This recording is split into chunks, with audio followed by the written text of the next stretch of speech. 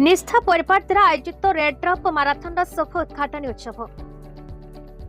अग्रणी स्वेच्छासेवी संगठन निष्ठा परिवार तरफ बरगढ़ विजु पट्टनायक टाउन हॉल ठारे एक नियारा कार्यक्रम रेड ड्रॉप माराथन शुभ उद्घाटन उत्सव महाआडंबर अनुष्ठित होता।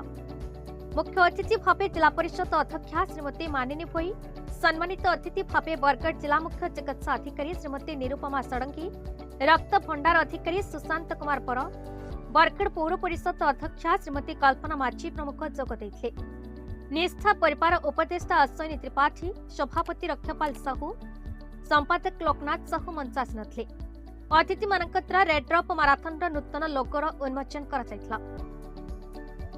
ओडिशा प्रथम थर दीर्घ 33 दिन धरी प्रत्येक दिन जिलाव्यापी होता एक अभिनव कार्यक्रम को अतिथि माने प्रशंसा करने सह विश्व प्रसिद्ध धनुजात्रा दीर्घ 8 दिन धरी हेबाकु थिबा रक्तदान शिविर हेबा मध्य एक अनन्य प्रयास बोली कहिथिले। कार्यक्रम में सुदूर मुंबईर डाक्तर विनय सेठी फाउंडेशन उपसभापति और डाक्तर नरेश साहू ओडिशा रक्तदाता संघर सभापति भर्चुआल माध्यम निजर वार्ता रखिथिले। निष्ठा परिवार उपसभापति श्री मदन मोहन दास सभार संयोजना करथिबा बेले उपदेष्टा सच्ची पंडा धन्यवाद अर्पण करथिले। अन्यमानक मध्य उपदेष्टा आशीष कर, जितु महापात्र, विद्याधर भोई, कोषाध्यक्ष श्यामसुंदर साहू, हिरोद्र साहू, संकेत आठकरा और अन्य सदस्य माने सुपरिचालना करथिले।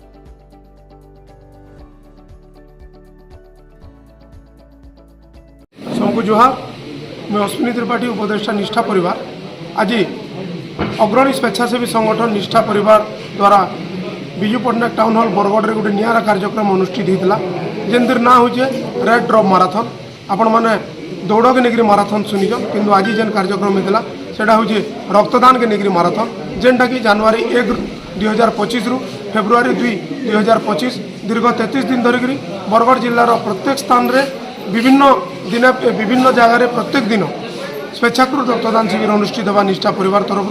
तो आपण मानक मुझे निवेदन करमी आमर ई रक्तदान शिविर मान बहुत संख्यार जोग देकरी रक्तदान बाकी शेष दान करी अनेक रोगी मान मुहे हस फुटामा आमको सहयोग करवाले आपण मानक मुझे निवेदन कर।